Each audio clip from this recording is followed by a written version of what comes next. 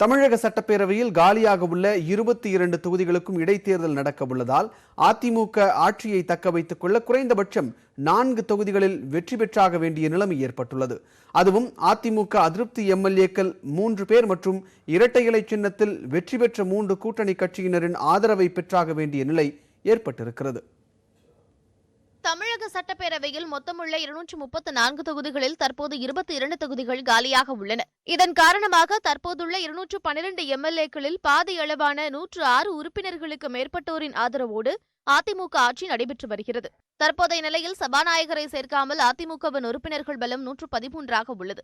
இவர்களில் தினகரன் ஆதரவு எம்எல்ஏக்கள் 3 பேர் மற்றும் இரட்டை இலை சின்னத்தில் வெற்றி பெற்ற தனியரசு, தமிமுன் அன்சாரி, கருணாஸ் ஆகியோர் தங்களது நிலைப்பாட்டை அவ்வப்போது மாற்றி வருகின்றனர்.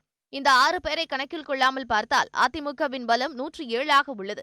எனவே 22 தொகுதி இடைத்தேர்தலுக்கு பின்னர் எந்தவித சிக்கலுமின்றி அதிமுக ஆட்சி தொடர வேண்டுமென்றால் 10 தொகுதிகளில் வெற்றி பெற்றாக வேண்டிய நிலையில் அதிமுக உள்ளது.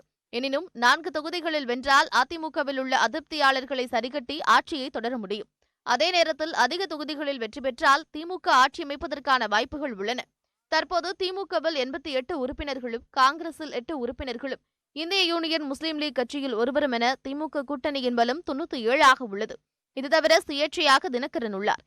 எனவே எதிர்க்கட்சிகளின் பலம் 98ஆக உள்ளது. இந்நிலையில் 22 தொகுதி இடைத்தேர்தலில் திமுக 19 தொகுதிகளில் வெற்றி பெற்றால் அதிமுக ஆட்சியை கவிழ்த்துவிட்டு ஆட்சி அமைக்க முடியும்.